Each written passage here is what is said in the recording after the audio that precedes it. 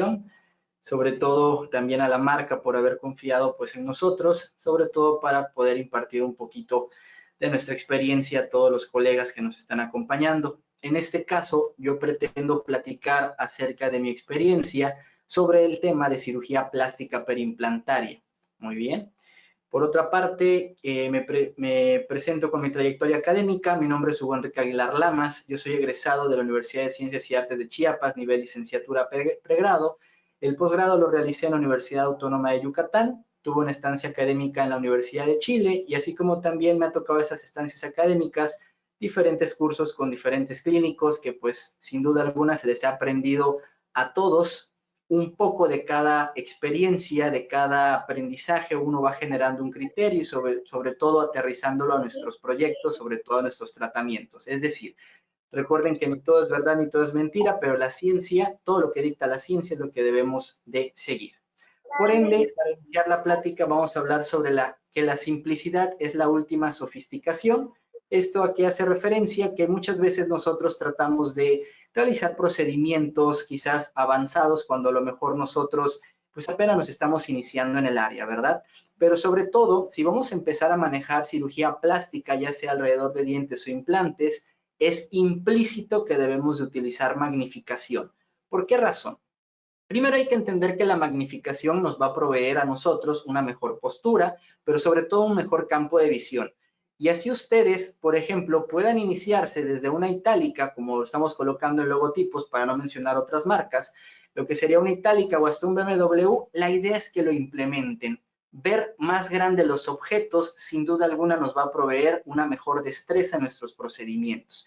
Obviamente van a haber diferencias de aumento. Yo les recomendaría mucho para quienes se vayan a implementar en esta área que se inicien a través del 2.5X, porque todo es una curva de aprendizaje, ¿ok? Vamos a aprender de menos a más y sobre todo también actualmente hay procedimientos quirúrgicos que se desempeñan a través del microscopio. Cabe resaltar que no todos los procedimientos con microscopio quizás puedan ser justificables o de manera sencilla el realizar el procedimiento, ya que se escribe mucho que en seno del maxilar el uso del microscopio a lo mejor puede verse limitado y es mejor manejar magnificación a través de lupas, ¿ok? Obviamente hablamos que hay diferentes costos, cada quien podrá buscar algo a su alcance, pero repito, las lupas dentales suelen ser necesarias.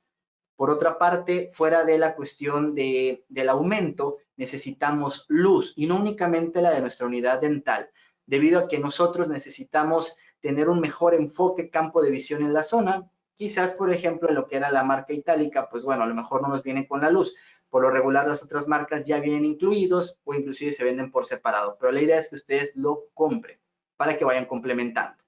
¿Qué nos dice la literatura, por ejemplo, de Rino Burkhardt? Es un periodoncista suizo, de hecho tiene una marca top que se llama Suisperio, donde capacitan a personal quirúrgico, ya sea periodoncista, cirujano maxilofacial, implantólogo, etcétera, o afines al área, donde buscan mejorar las destrezas e incentivar al clínico a mejorar la calidad de sus tratamientos a través de magnificación. En este artículo menciona que, por ejemplo, la ayuda de múltiples tipos de magnificación mejora incluso los métodos para que nosotros vayamos refinando nuestra manipulación a los tejidos. Entre menos trauma nosotros conllevemos a los tejidos, vamos a tener un mayor rango de éxito. ¿Esto a qué surge? Muchas veces nosotros creemos que cualquier espátula nos va a servir para levantar un colgajo. A veces agarramos una espátula 7A, es decir, es una espátula de cera. Simplemente no está diseñada para ello. Y a pesar de que podamos levantar nosotros un colgajo, vamos a inducir un trauma. Y repito, entre menos trauma y manejemos nosotros materiales regenerativos, ya sean autólogos propios del paciente o homólogos o heterólogos, ya sea de animales, de otras especies o inclusive de humanos, vamos a ayudar a que entre menor daño a la microvasculatura de los tejidos nos va a proporcionar un mejor riego sanguíneo y sobre todo material que hayamos colocado va a sobrevivir. Vamos a aumentar la supervivencia de estos materiales. Recordar que el aumento de tamaño de las estructuras también cambia la influencia de los sentidos táctiles y visuales en el proceso quirúrgico. Hay otras cuestiones, como había mencionado, que bueno, la posición sobre todo del cirujano dentista conlleva a problemas de columna. Obviamente el uso de magnificación nos ayuda a mejorar la postura, ¿ok? Entonces, tenemos muchos beneficios del usar este tipo de protocolos de magnificación. Cuando hablamos también de cirugía, fuera de que tengamos ya la luz adecuada, la magnificación adecuada, estandarizada a nosotros, vamos a hablar de los bisturís, porque muchas veces hacemos un procedimiento y pensamos que cualquier bisturí va a ser universal a cualquier tipo de procedimientos. Y esto no es así. Cada bisturí, digamos que tiene una zona en específico donde va a desempeñar un mejor corte y manejo de tejidos. Como referencia global tenemos al bisturí número 11, se describe mucho en la literatura para cortes en zonas anteriores. Sin embargo, en mi experiencia, no suelo utilizarlo para este tipo de procedimientos. Si acaso yo llegase a utilizar un bisturí número 11, lo utilizaría a través de un reborde déntulo, donde voy a hacer una incisión lineal, pero de una longitud bastante considerable. Y únicamente para ello. ¿Por qué? El corte suele ser muy largo, la anchura de ese corte es de 2 milímetros. Ok, quizás no corta tan profundo. Sin embargo, la longitud de corte es tan extensa que con un movimiento errado de nosotros a través de la manipulación del instrumento, pudiéramos contribuir a un corte no deseado. Tenemos a los bisturí número 12, estos sí los ocupo y les voy a mencionar en dónde, en zona retromolar, en zona de tuberosidad del maxilar. ¿Con qué razón? Voy a quitar un injerto de tuberosidad maxilar, un injerto de tejido blando, porque necesito trasplantar una encía en un lecho receptor, llámese colgajo. Este es muy efectivo para esas zonas, ya que la misma angulación tipo Garfio nos permite una tracción limpia en la zona para poder obtener un tejido no dañado, no mal cortado, con un solo corte y fino. Tenemos otro tipo de bisturís que sería el universal para cavidad oral, el bisturí número 15. Este es muy bueno. Y vaya, este sería como considerado el bisturí general para cirugía oral. Y repito, general. Pero si nos vamos a empezar a adentrar esta parte de cirugía plástica, tenemos lo que sería el bisturí 15C. Pero también existen los de dudosa procedencia. Quiero que se note que este bisturí, por ejemplo, que no tiene como tal una marca, cuando hago la comparativa con el bisturí 15, no hay mucha diferencia, no hay mucha variabilidad. Sin embargo, hay marcas que van a ir estandarizando esto para decidir que este tipo de bisturí, cuando ustedes lo soliciten en su depósito dental, discriminen si realmente va a ser el indicado para su procedimiento. Hay marcas, repito, que van estandarizando el corte, la forma, y es un bisturí 15C. Y vean qué diferente únicamente por el cambio de marca. Empezamos a ver mayor anchura del corte. Aquí también se respetan los 2 milímetros reglamentarios. El corte es bastante extenso. Sin embargo, hay otras marcas que inclusive lo estandarizan aún más. En este caso, para el área de periodoncia e implantología, este para mí sería el mejor bisturí que existe, número 15C, por el tipo de corte, sobre todo también que es acero al carbono. ¿Qué quiere decir? Yo he hecho cirugías donde he hecho un colgajo completo de un maxilar. En la zona palatina he retirado 2 injertos gingivales, obviamente son de tejido blando, los he desepitelizado, he cortado el colgajo para elongarlo y no se le va el filo. Caso contrario con los anteriores, el de dudosa procedencia, a veces he utilizado hasta 5 porque se les va el filo, y la siguiente marca, pues bueno, a lo mejor me utilizo entre 2 o 3, pero por ejemplo con uno solo basta la cirugía. Entonces hay que discriminar qué instrumentos estamos ocupando y no por la misma nomenclatura quizás esté estandarizado de manera universal. Si hacemos la comparativa, esa es una fotografía real de las proporciones de cada bisturí, podemos observar que el de hasta la zona derecha podría ser el más indicado para nuestra cuestión de cirugía plástica periodontal implantológica, o en su defecto, si no lo llegásemos a conseguir, por lo menos el que se encuentra en la zona media sería el mejor estandarizado. El izquierdo ni se diga, la verdad no lo ocuparía para ello. Ahora, existen otro tipo de instrumentos de corte, como serían los microbisturís. Estos suelen ser muy efectivos, sin embargo, tomar en cuenta que estos microbisturís tienen un mayor costo económico. Entonces, hay que discriminar si realmente el paciente se va a permitir, por el pago que vaya a hacer de honorarios a nosotros, pues poder utilizar ese tipo de productos. Cabe resaltar que obviamente son desechables, no son reutilizables, y ahí es donde nosotros pudiéramos estar discriminando su uso. Tenemos a la izquierda los que parecen como una trompa de pato. Esos sirven mucho para quitar injertos en zonas del paladar. Tenemos los dos superiores que son tan efectivos para tunelizar tejidos como en la fotografía que se encuentra detrás de la imagen, que no traumatizan porque el corte es tan pequeño y localizado que únicamente se va a ir profundizando sin conllevar un desgarro. Sobre todo vamos a hablar también del instrumental quirúrgico. ¿Qué es lo que yo ocupo y qué les puedo yo recomendar? Primero hay que entender que para hacer cirugía plástica necesitamos causar menor injuria en los tejidos, y los tunelizadores podrían ser los instrumentos universales para este tipo de procedimientos. Por lo regular, en los procedimientos de cirugía plástica periimplantaria, Tratamos de no buscar hacer incisiones a menos de que sea necesario. Y sobre todo también comprender, no porque nuestro objetivo haya iniciado, no hacer incisiones liberadoras y me estoy tardando demasiado tiempo en tunelizar como se ve en la fotografía, no voy a hacer una liberatriz. No. Recuerden que el tiempo es primordial. Entre más tiempo manipulemos un tejido y no estemos alcanzando el objetivo, es decir, el despegamiento correcto, estamos contribuyendo a una injuria. Por ende, hay que discriminar. Si no pude tunelizar porque estoy aprendiendo, son las primeras cirugías, bueno, tendremos que modificar la técnica y hacer una incisión liberadora para poder despegar ese colgajo y poderlo manipular. Ya sea que hagamos un colgajo de espesor total, que despeguemos por completo el tejido blando del reborde óseo, o en su defecto con cortes de bisturí para hacer un espesor parcial, tratando de dejar el periósteo sobre el tejido óseo y conllevando a un despegamiento del colgajo para poder manipularlo posteriormente. Sobre las suturas, ¿yo qué les puedo recomendar? Fuera de que ustedes piensen en el tipo de hilo y el calibre, hay que evaluar la aguja. ¿Qué quiero decir? Para procedimientos de plástica, por favor, stop seda, es decir, no utilicen seda. Es muy buena, mucha fuerza de tensión.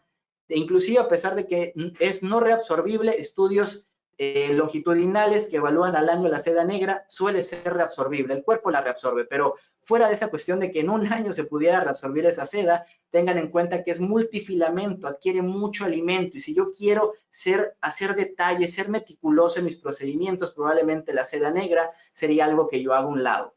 Entonces, regresando a la aguja, ¿qué aguja yo les recomiendo para cirugía plástica perimplantaria?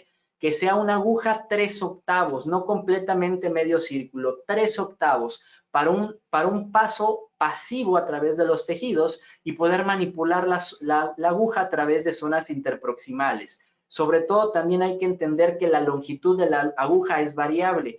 ¿Cuáles son las que se describen mucho en la literatura para cirugía plástica perimplantaria y periodontal? 12 milímetros, 13 milímetros y según el grupo italiano de Zucchelli menciona que 11 milímetros para zona de papilas. Entonces, cada sutura con su calibre, con su tipo y con su aguja va a estar destinado a cada zona que estemos tratando. No es una aguja universal para todo, como tampoco el grosor ni el tipo de hilo.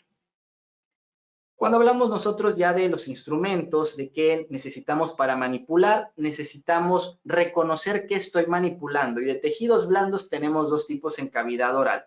El que no tiene queratina, como el del lado izquierdo, que se denomina mucosa alveolar, y el que tiene queratina, que sería propiamente llamado encía. La literatura a veces es un poco irónica o chusca, porque se menciona que no se dice encía perimplantaria, se denomina mucosa perimplantaria. Pero vamos, términos generales y globales podemos denominarla encía, pero la idea acá es reconocerlo. Quiero que observen muy bien las imágenes. La de izquierdo, al no tener queratina y las 4 capas del tejido epitelial, de la piel del tejido, no están presentes en el lado izquierdo, por lo mismo yo puedo observar la vascularidad, puedo ver el paso de esos capilares sanguíneos a través del tejido, es flexible, por eso la zona de frenillos debe de estar en la mucosa y no en la encía, ahí es donde podríamos considerarlo anómalo. Entonces, ¿qué quiero decir? Una mucosa alveolar no presenta queratina, es flexible y yo no necesito eso alrededor de mis implantes. ¿Por qué razón? Se ha descrito la literatura a través de Alberto Monge, de hecho él habla mucho acerca de perimplantitis y el grupo de Michigan con Homley Wang, donde se menciona, por ejemplo, que el hecho que yo tenga mucosa alveolar alrededor de un implante dental, voy a contribuir a que el paciente tenga incomodidad incluso al cepillado breve y sublime, porque al no tener queratina suele irritarse a través de los filamentos, a través del paso de los filamentos de nylon de los cepillos dentales. Caso contrario con la encía, para eso fue hecha, para tener queratina, tener resistencia, poder tolerar esos movimientos del cepillado dental. Sobre todo que la encía, al no ser móvil, al ser firme, cada vez que el paciente mueva sus labios, las mejillas y el piso de boca, va a estar estable. Caso contrario con la mucosa alveolar, que va a contribuir a la tracción de los tejidos, impactación de alimentos en el surco y bueno, se convierte en un desorden. Por eso los invito a que vayan conociendo la cuestión clínica de cada tejido para poder evaluar qué es lo que yo tengo al lado de mi implante dental o qué es lo que necesito que tenga mi implante dental. En ese estudio de Alberto Monge, que fue parte de lo que había yo mencionado, de la incomodidad del cepillado, etcétera, se habla, por ejemplo, que una falta o una banda insuficiente de mucosa queratinizada, recuerden, es la encía de los implantes, son más susceptibles a mayores signos de inflamación. ¿Qué sucede en la imagen derecha? En la imagen derecha se habían colocado 2 implantes dentales. De hecho, este caso lo trabajé en conjunto con mi amiga Lidia Tamayo, una cirujana maxilofacial de aquí de Chiapas, donde se había hecho un levantamiento de piso del seno maxilar, se habían colocado 2 implantes y cuando empezó a ver el proceso de cicatrización de la zona, podemos observar que el carrillo, la mucosa del carrillo, se encuentra sobre el reborde alveolar edéntulo. ¿Qué quiere decir? En un futuro, que ese paciente vaya a requerir las prótesis sobre los implantes dentales, quizás va a quedar la mucosa alveolar en zona vestibular. Recuerden, la mejilla va a tener movimiento, tracción, vean cómo se ve la zona, ¿ok? El color es distintivo por igual.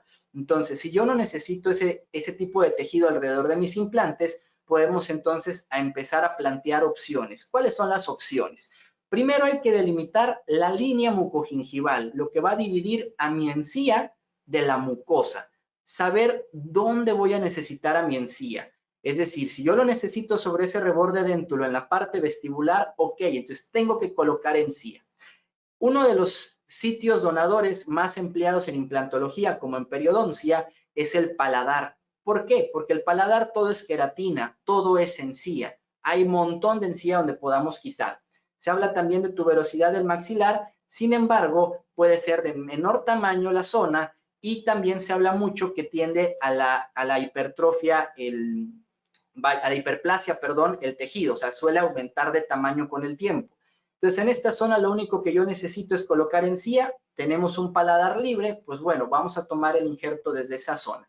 Hay que reconocer primero y delimitar dónde tengo la inserción de la mucosa, qué es lo que yo tengo que desinsertar, pero entender también que cuando se pretende trasplantar un injerto, sobre todo cuando es de tejido blando, encía, yo necesito que en el lecho receptor donde yo voy a establecer y trasplantar ese injerto, necesita tener sangre. Entonces, ¿qué haría yo? Cortaría y levantaría con una legra para poder ver hueso y poner encima la encía. No. El hueso, a pesar de que sea maxilar y tenga mayor trabeculado óseo, no va a proveer suficiente sangre porque la sangre es la nutrición con todos sus contenidos para nutrir a mi injerto. Para esto nosotros recurrimos a lo que sería un colgajo de espesor parcial, es decir, voy a cortar esa zona solamente con bisturí para desplazar todo hacia la zona apical, que sobre el reborde óseo no quede expuesto, no quede desnudo, que me quede a mi periósteo para que yo pueda trasplantar mi tejido, se pueda nutrir y sobrevivir con el tiempo. Entonces, ya vimos la zona que necesitamos desplazar, hacemos el corte de esta manera, siempre paralelo al reborde para no llevarme de más tejido, ¿ok? Y una vez que hicimos esto y desplazamos el colgajo de manera apical, hacemos nuestro mapeo de acuerdo al tamaño que nosotros planteamos preservar o devolver a la encía a su lugar, tomamos el injerto, en mi caso siempre coloco colágeno, este colágeno únicamente me ayuda a mí a proteger a la herida, sobre todo para que en un lapso de 7 a 10 días pueda haber una cicatrización óptima. Cabe resaltar que esto quizás no en todos los pacientes llega a suceder, pero en la gran mayoría sí, porque digo que quizás en todos no. Recuerden, si no fijamos muy bien ese colágeno puede desprenderse y el colágeno desprendido ya no tiene una función en la zona donde lo estábamos colocando. Entonces, colocamos la encía, podemos ver ahí el tamaño, estamos ocupando la anchura que buscábamos. Mi compañera Lidia y amiga llegó y colocó los healings y sirve mucho colocar los healings en los implantes. ¿Por qué razón? Porque a través de ellos yo puedo hacer un anclaje con mis suturas para poder aplastar ese injerto, ¿ok? Hacer una presión constante en el lecho receptor donde quedó el periósteo, pueda nutrirse y con el tiempo empiece a cicatrizar mejor. Observen todo ese tejido, toda la fibrina que se encuentra en el paladar. Obviamente a estos pacientes hay que indicarles que no se deben de cepillar la herida, porque en caso se cepillen y un nudo se afloje o con esos filamentos de nylon del cepillo conlleven a una injuria del injerto, vamos a perder nosotros mayor cantidad de injerto. ¿Y por qué digo mayor cantidad? Un injerto trasplantado se va a contraer, eso es cierto. Si yo lo tengo de ese tamaño, se me va a contraer más de lo que yo tenía pensado. Entonces hay que ser críticos también en la selección del tamaño de nuestros injertos, por ejemplo. Entonces vemos cómo cuando empieza a ver ya este trasplante, empezamos a notar el color. El color es distintivo también si está funcionando o no.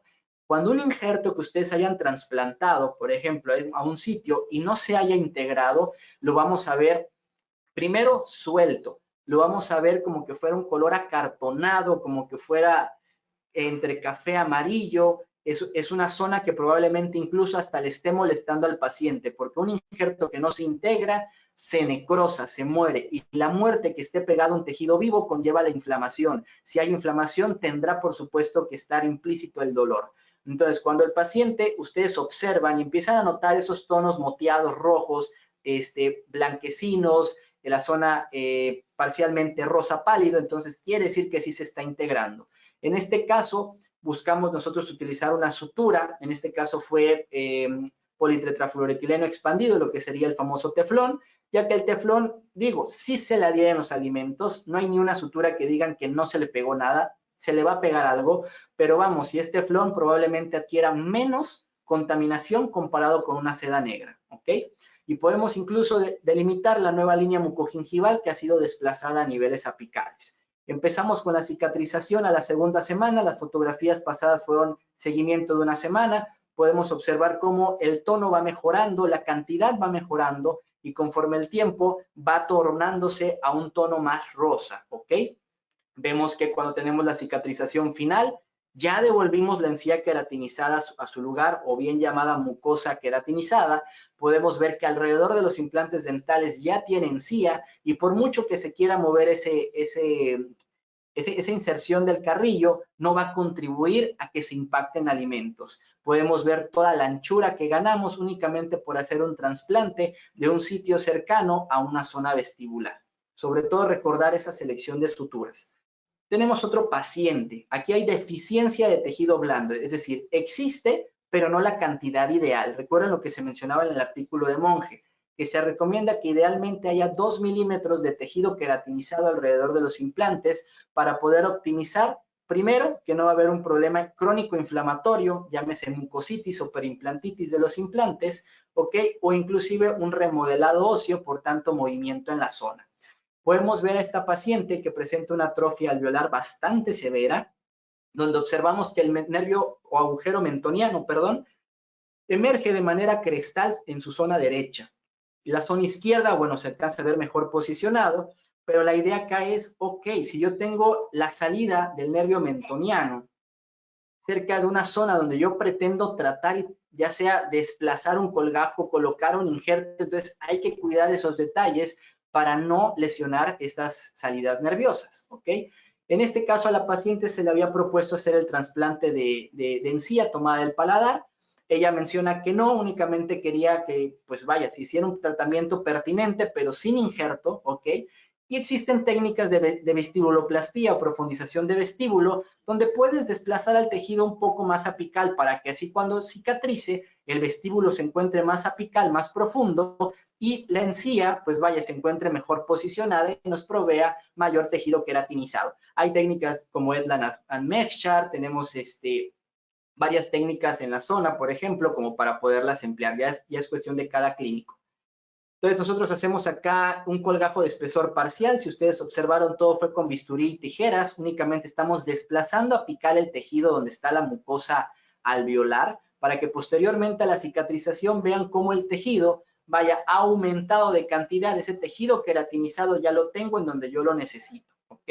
Posteriormente hacemos una incisión, hacemos un colgajo ahora de espesor total porque pretendo colocar implantes dentales. Se colocan estos implantes dentales, hacemos un cierre primario de tejidos y posteriormente podemos ver que la paciente pues ha tenido un procedimiento exitoso.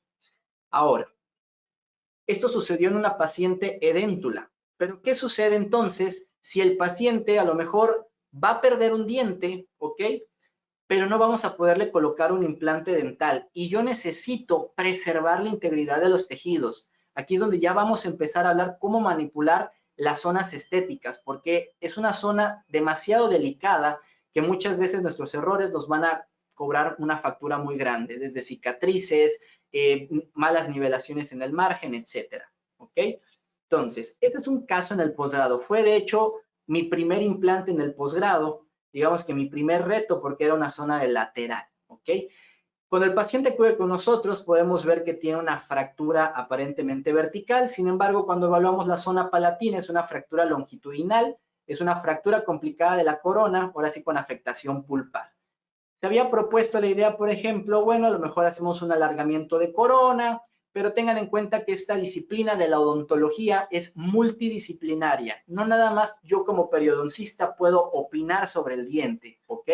Necesito al endodoncista y necesito a quien me vaya a rehabilitar. Y si uno de ellos me indica que no es viable hacer su procedimiento, entonces conllevará una extracción, ¿ok? Entonces, analizando a fondo el caso, pedimos una tomografía con BIM. Hablando con la endodoncista, se menciona, esto fue caso de posgrado, recuerden, se menciona que era viable hacer el tratamiento de conductos. Sin embargo, cabía la gran posibilidad de que las paredes dentales, perdón, en cuestiones mesiodistales, quedaran tan estrechas y sobre todo si ese diente iba a ser reconstruido, pues bueno, vamos a ver qué tanto nos duraba. Pasamos al área de rehabilitación y se determina que el tipo de rehabilitación que iba a tener maxilar cuadrado, tipo de mordida, paciente braquicefálico en la zona, pues bueno, entonces probablemente no sea la mejor opción. Se plantea entonces la cuestión de implantes dentales y como cultura general, recuerden que nosotros siempre nos vamos a basar en este árbol de toma de decisiones de cuánta cantidad apical tenemos nosotros en el reborde óseo, sobre todo la anchura del alveolo, si existe lesión o no pulpar en cuestiones de una infección crónica, entre muchas otras cuestiones. Pero vamos, la idea acá es que nosotros también distingamos la calidad ósea para saber si yo puedo colocar un implante dental de manera inmediata. Hoy en día he tenido la fortuna de que los pacientes me han aceptado este tipo de protocolos, porque cabe resaltar que en este caso en particular, el paciente por cuestión de solvente económico prefirió hacerlo bifásico. Primero, preservar los tejidos, cuidarlos, mantenerlos y posteriormente, con su ahorro económico, colocarle un implante dental. ¿Ok? Entonces, la idea de preservar o implantar depende mucho, sí, de la economía del paciente y de nuestra aptitud de que también sepamos manejar los tejidos, ¿ok? Es válido hacerlo bifásico si a lo mejor yo no tengo esa expertise de colocar todo de manera inmediata. Hay que asegurar los tratamientos. Y si a lo mejor quiero empezar a ser pionero en algo, también es válido llamar a compañeros y colegas que nos puedan apoyar en la clínica y poder tener mayor rango de seguridad y hacer un tratamiento más predecible. Entonces recuerden, este caso es de posgrado, ¿ok? Fue mi posgrado, mi primer implante. Aquí nosotros hacemos un diseño de colgajo que se llama colgajo en sobre. Recordar que actualmente el uso de liberatrices únicamente se justifica si yo necesito ver más tejido interno.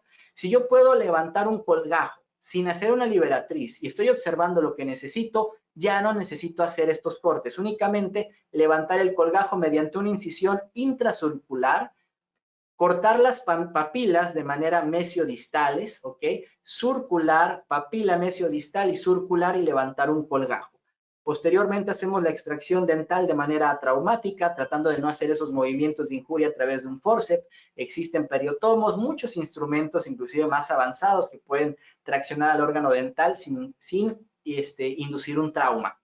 Podemos ver cómo se alcanza a ver la fractura que está bastante profunda y en caso de haberle hecho a este paciente un alargamiento de corona, probablemente hubiera tenido una proporción cercana a 1:1, siendo un lateral, entonces como que aquí sí se justifica que en cuestiones de rehabilitación, biomecánicamente a lo mejor no hubiera sido estable. Entonces podemos observar cómo se observa el alveolo conservado, ¿ok?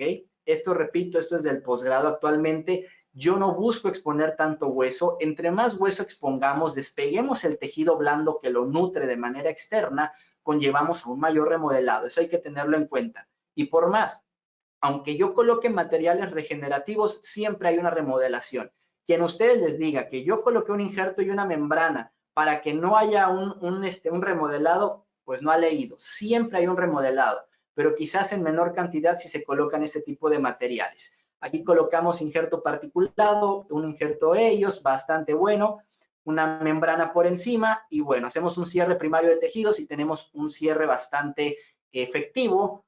Vemos que las zonas se han preservado, pero también se observa un ligero colapso en zona vestibular. Vean cómo se alcanza a ver ligeramente deprimido. Podemos observar en una tomografía, en un seguimiento de 6 meses, cómo ese alveolo sí sufrió un recambio, pero ahí se alcanza a notar el injerto óseo que sí alcanzó a compensar la pérdida, tratando de conservar la anchura para un futuro posterior colocación de implante dental. Cuando hacemos ya la colocación del implante dental, tratamos de compensar un poquito de volumen también a través de colocación de injerto. Igual se le colocó membrana, aunque aquí no tengo la fotografía. Y bueno, implante cicatrizado. ¿Pero qué queremos mejorar acá? Aquí ya vamos a hablar de los procedimientos de cirugía plástica.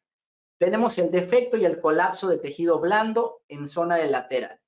Entonces, puedo delimitarlo, saber que yo necesito anchura para que la sonrisa se vea más estético. Aquí lo que nosotros buscamos es trasplantar un injerto del paladar, un injerto de tejido blando, pero no que vaya por fuera, que vaya por dentro. Y siempre que vaya por dentro, tengo que quitarle la piel al tejido si a lo mejor lo tomé de manera cruenta, lo que sería un injerto gingival libre. Porque se menciona mucho, hay poca literatura, pero existe, que cuando la porción de piel de la encía, que sería el epitelio gingival, se trasplanta por debajo de un tejido conectivo, que es la parte interna, conforme a la cicatrización, conlleva la producción de queratina y forma quistes epiteliales. ¿Cómo se va a ver esto? Para que tampoco se asusten. Se va a ver como un pequeño barrito, se va a asemejar un poquito a lo que sería un exudado purulento, pero quizás este es más ceroso, más blanquecino. ¿Qué menciona Zucchelli del grupo italiano si llegase a suceder esto? ¿Y por qué lo menciona él? Él es quien describe más la técnica de tomas de injertos gingivales libres completos del paladar. ¿Ok? Entonces él menciona que si sucede, basta como aplastarlo como un barro las veces que sean necesarias. A mí en una sola ocasión me sucedió, hice ahora sí que el mecanismo modo Zucchelli y pues bueno, bastante efectivo. Cuidar siempre quitar la piel de los tejidos cuando se trasplantan, repito, por debajo de un colgajo. Aquí hacemos los cortes solamente con bisturí. Aquí no utilizo legras, ¿ok? Hacemos un corte tipo en sobre, un colgajo tipo en sobre, delimitando la zona vestibular, la zona circular. Agarramos pinzas de tejido, vamos haciendo los cortes para que se vaya desprendiendo cada vez más ese colgajo. Delimitamos de nuevo la anchura que yo necesito. Vean esas arrugas palatinas, eso es la piel de la encía, eso yo lo tengo que quitar.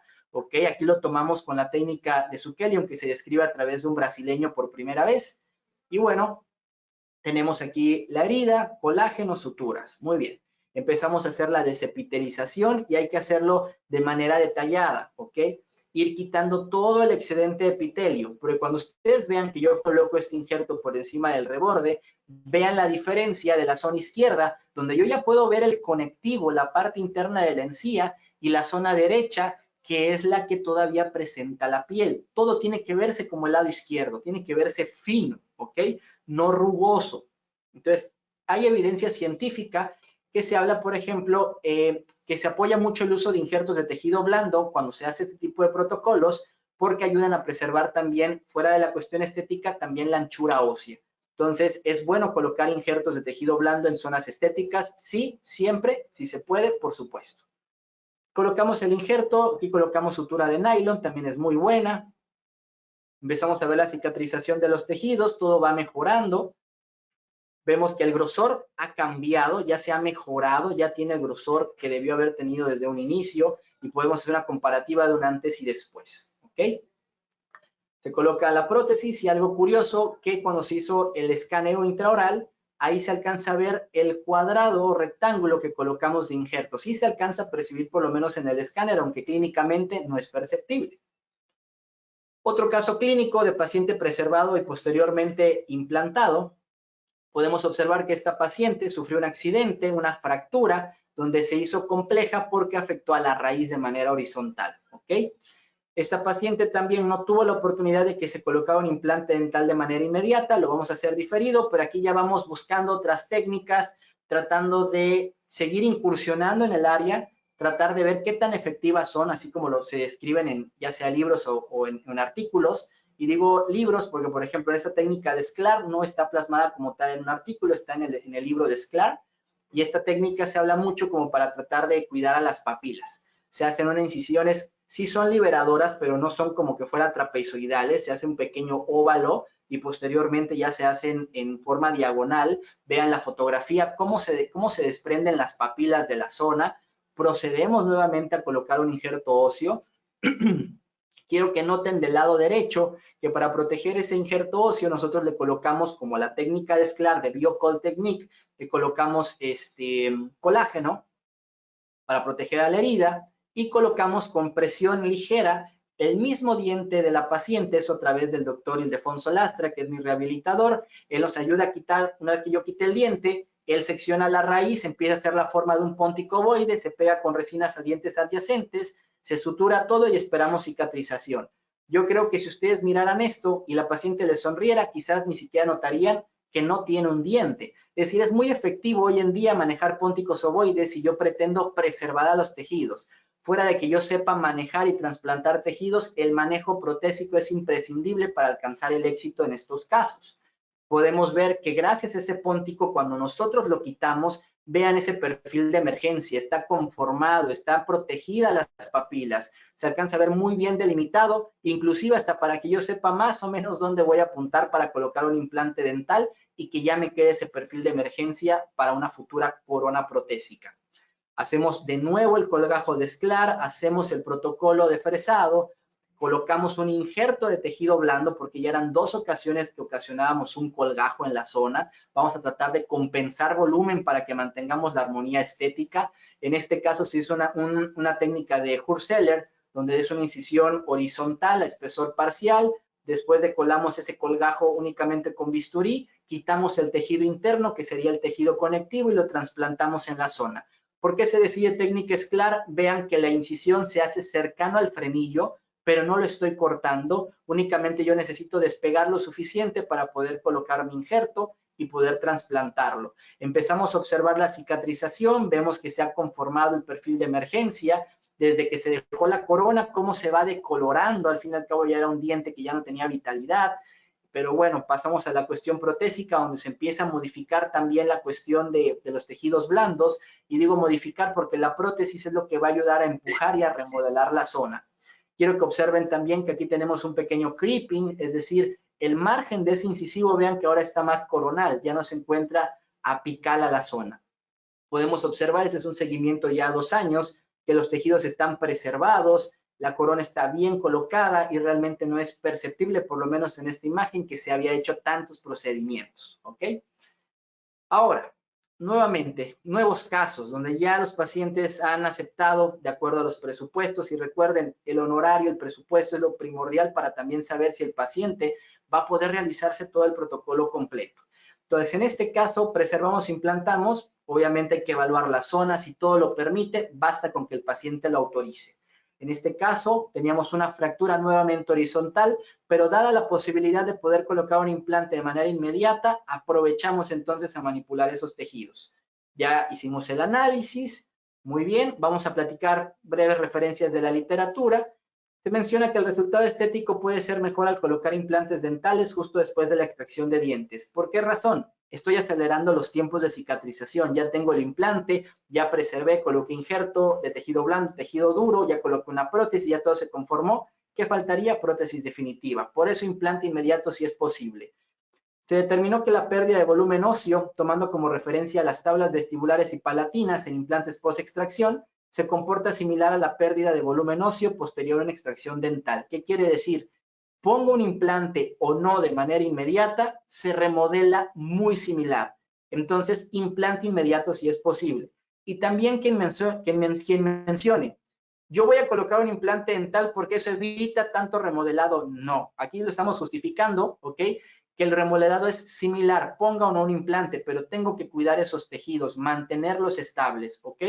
Ahora, se menciona que la reabsorción de crestas óseas después de una extracción dental es más pronunciada de manera horizontal que vertical, y eso es muy cierto. Por eso siempre que pongo un implante post-extracción, tengo que colocar un material regenerativo, en este caso injerto óseo, en el gap, en la interfase tabla vestibular implante, para poder rellenarlo y tratar de compensar el remodelado posterior. Entonces siempre compensa la pérdida con un injerto de tejido duro, por supuesto en el gap, pero coloquen también conectivo. Recuerden, he mencionado que la literatura es muy detallada, que en zona anterior deben de colocar conectivo. ¿Para qué? Primero, para preservar los tejidos que se sigan mirando estéticos, y segundo, cuando existe un remodelado óseo, compensas volumen con encía. Entonces, ayudamos también a mantener estabilidad en todo. Aquí lo que nosotros hicimos fue una técnica en sobre, pero ojo, aquí yo ya no estoy cortando papilas porque tengo un microbisturí. Yo aquí lo que estoy haciendo es pronunciándome de manera mesiodistal a través de mi colgajo de manera interna para poder hacer un despegamiento a espesor parcial porque le quiero colocar un conectivo por delante del hueso alveolar para que se pueda nutrir a través de ese periósteo, porque acuérdense que si yo corto con un corte, valga la redundancia, frío o agudo, como sería un bisturí, siempre voy a dejar un tejido dividido, no se está despegando por completo. Después de que nosotros hicimos el colgajo en sobre, procedemos a la extracción dental. Hay quienes lo hacen al revés, prefieren quitar el diente y con el alvéolo desnudo poder hacer ese tipo de movimientos de espesor parcial. Sin embargo, yo siempre busco tratar de tener un poco de margen de protección y sin duda el diente lo es porque es una pared que me va a ayudar a mí a no moverme de más. Entonces, mi recomendación, por lo menos en mi experiencia, es que hagan una técnica con el diente presente en este tipo de casos y posteriormente lo extraigan. Una vez que lo extrajimos, bueno, podemos ver la fractura bastante extensa, procedemos al retiro del ápice. Tienen que conservar los tejidos. Cuando ustedes van a hacer las extracciones, sean meticulosos. Utilicen instrumentos para ello. Repito, los periotomos para extracciones atraumáticas o cómprense ustedes los aparatos especializados. Hay de Dentsply, hay mucha variabilidad, pero la idea es que ustedes preserven esto, la integridad del alvéolo. Entre menos daño e injuria recuerdan a los tejidos, preservamos mayor volumen de ellos. Posteriormente a esto, hicimos una cirugía guiada, se colocó la guía quirúrgica, colocamos el implante dental, tomamos un injerto de tejido conectivo de manera rectangular únicamente para el sitio, colocándolo con una sutura de nylon de 6 ceros de un lado para traccionarlo del otro, de la misma manera.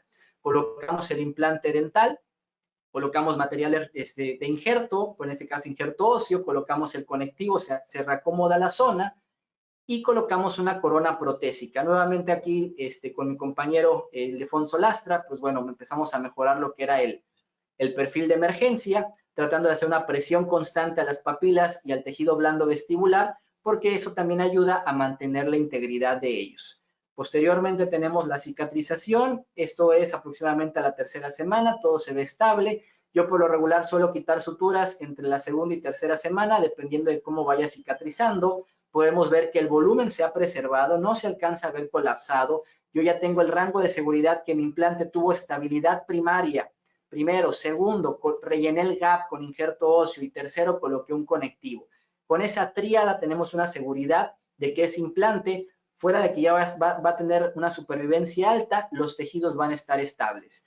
Cuando vemos ya la restauración, por ejemplo, vean cómo la encía alcanza a perfilarse mucho mejor, se alcanza a mimetizar las zonas, tanto izquierda y derecha, se alcanzan a ver con el mismo volumen, y sobre todo cuando vemos esta fotografía, nuevamente vean cómo sí se preservan los tejidos. Pero repito, la tríada es estabilidad primaria, colocación de injerto en el gap, injerto óseo, y sobre la parte vestibular un injerto de tejido conectivo. Otro caso, implante post-extracción, un resto radicular, nuevamente, extracción atraumática, preservando arquitectura del tejido blando. Hacemos una cirugía guiada, a mí me gusta mucho la cirugía guiada, realmente es algo, no quiero decir exacto, hay veces que tenemos que ayudarnos con mano alzada, pero lo que yo voy es que hay que tratar de priorizar los tratamientos y entre más exactos sean, mucho mejor para nosotros. Colocamos el implante dental en la posición ideal que va a emerger hacia la prótesis y colocamos nuevamente un injerto óseo rellenando el gap. Por encima de la tabla vestibular nuevamente colocamos injerto de tejido conectivo. Siempre debe de ir una prótesis y algo que les quiero mencionar, siempre que se ponga un injerto de hueso, ¿tiene que ir una membrana de colágeno o algo que tenga que ver con colágeno? No. Lo que yo necesito para proteger a mi injerto óseo, ¿ok? Para este procedimiento, regeneración ósea, sí tienes que llevar membranas, barrera, ¿ok? Pero es otro tema. En este caso, ¿ok? Yo lo único que necesito es una barrera que evite que la migración celular del tejido blando se involucre con el tejido óseo. ¿Y para qué voy a poner una membrana si yo ya tengo una prótesis? Una prótesis que va a estar descansando cercano a ese tejido óseo va a protegerlo de esa migración celular. Por ende, es efectivo hacer este tipo de protocolos sin necesidad, repito, de colocar materiales de colágeno. Podemos ver nuevamente estabilidad e integridad de los tejidos y bueno, el perfil de emergencia ha sido preservado. Otro caso, ¿qué hacer? Ahorita hablamos implantes post-extracción, paciente déntulo o zonas edéntulas. Pero ¿qué sucede entonces? Zonas donde ya se colocaron los implantes, ¿ok? Ya ha sido cicatrizado y tenemos un defecto perimplantario. Vean la zona del 21, cómo alcanzamos a ver la transparencia del tejido por la pérdida de espesor del grosor, ¿ok? Entonces, este es un caso que también abordé de manera interdisciplinaria y le agradezco mucho a mi amiga Lidia Tamayo porque es con la que más he trabajado ese tipo de casos. Entonces, tratando este caso en conjunto y tratando de compensar esta pérdida de grosor, tenemos que quitar las prótesis y podemos ver que es bastante el colapso y se encuentra bastante pronunciado. Aquí, ¿qué voy a hacer? Corto papilas, desprendo un colgajo en sobre o trato de preservar la altura de las papilas y con nuestros instrumentos. Y aquí sí recomiendo el uso de microbisturís. Hacemos una pequeña incisión crestal, mesiodistal, y empezamos a tunelizar. ¿Cómo tunelizo? El corte tiene que ser primero con un bisturí. A mí me gusta mucho el 15C Swan Morton. Hacemos el corte, espesor parcial, ¿ok? Posteriormente, agarro un microbisturí y empiezo a profundizarme el corte a través de la incisión de manera vestibular, ¿ok? Siempre pegado al reborde óseo. Posteriormente, agarro mis instrumentos romos, que son los tunelizadores, y empiezo a tunelizar las zonas vestibulares. Pero como yo necesito ver ese implante dental, porque acuérdense, si yo hago estos procedimientos donde ya hay un implante, aprovechen, coloquen un pilar protésico y una prótesis dental para que nos sirva de anclaje a nuestras suturas, como lo que sucedía con los healings, ¿ok?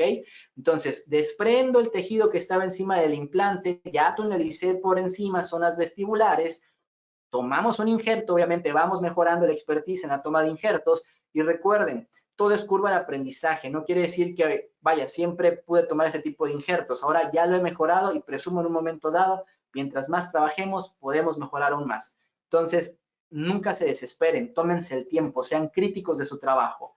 Vemos ya la anchura que nosotros buscábamos, ok, de dónde a dónde lo necesito colocar, lo empezamos a tunelizar como agarramos una sutura, la aguja, la pongo en donde está el nudo y hago que la punta de la aguja salga a través de la incisión. Y una vez que sale esa aguja, lo anclo a mi injerto, regreso la aguja a través de la zona de incisión para que salga donde está el nudo, para que yo pueda hacer mi nudo, valga la redundancia, y empezar a traccionar ese injerto. La idea acá es que yo haga de zona distal y zona mesial para que me quede estirado ese injerto y podamos compensar el colapso. Ya hemos colocado aquí el injerto. ¿Qué falta? ¿Qué les mencioné? La prótesis. Colocamos una prótesis que esté unida, obviamente que haya puntos de contacto para que a través de este tipo de suturas, esta sutura es de Hurseller, se llama Double Cross Suture, ahí lo pueden hacer con un punto simple incluso, pero la idea que es que ustedes jalen el tejido de manera coronal. Empezamos a ver que hemos ganado anchura, pero siempre sean, digamos, cautelosos. No crean que el resultado 1 mes o a 2 meses es definitivo, siempre mejora. Ese tejido, hay literatura que se habla ahora de creeping attachment, crecimiento del grosor de la encía trasplantada a través del tiempo en implantes dentales, porque en dientes sucede.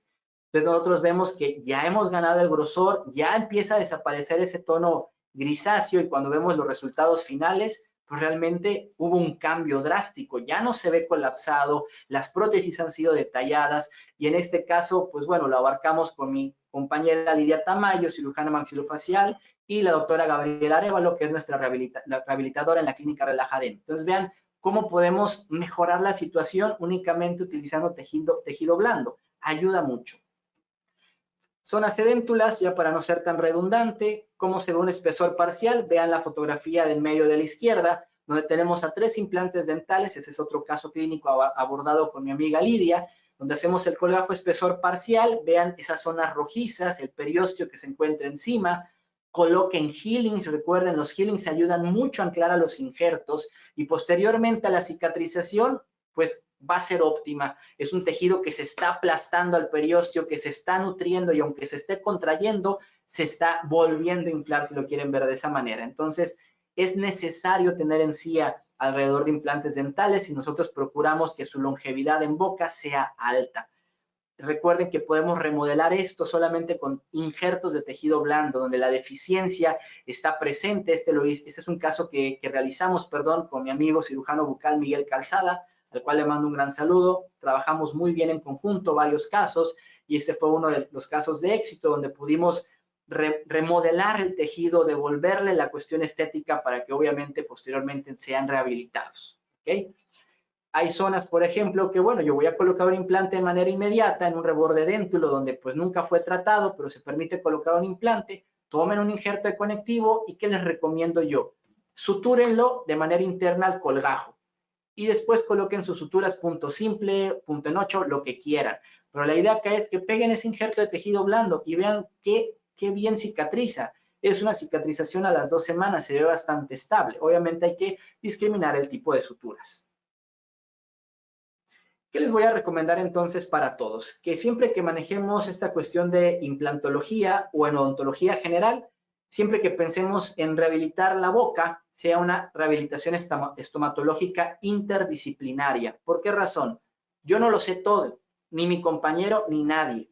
Aunque existan los todólogos, siempre hay limitantes, ¿ok? Entonces, a lo que yo voy es, sepamos discriminar hasta dónde podemos avanzar nosotros y cuándo necesitamos ayuda porque muchas veces que tratamos de compensar esto con nuestros errores, con nuestro dolo, cuando sabemos que ni siquiera el abordaje quirúrgico fue efectivo, que la cuestión protésica no está compensando ni la estética ni función, los errores siempre se van a evidenciar cuando el paciente empiece a mencionar, me duele, no me gusta cómo se ve, empezamos a perder pacientes. ¿Y por qué? Por nuestra propia culpa, porque no podemos manejar algo interdisciplinario. Recuerden, siempre es necesario pedir ayuda. Aprendemos de todos. Ese es un caso donde se colocaron implantes. Ok, se hablan implantes cortos, son muy buenos, pero bueno, esos eran aparte de cortos muy estrechos.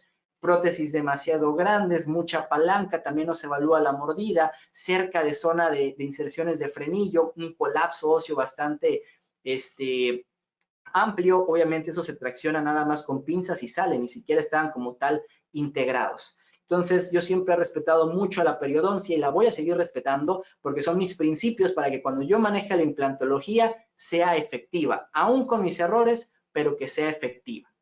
Entonces, muchísimas gracias a todos y Robert, te cedo la palabra, espero pues les haya gustado y si tienen alguna pregunta los escucho con toda confianza. Perfecto, doctor. Pues damos finalizado el webinar y aquí le mandan saludos igual, que fue una excelente plática.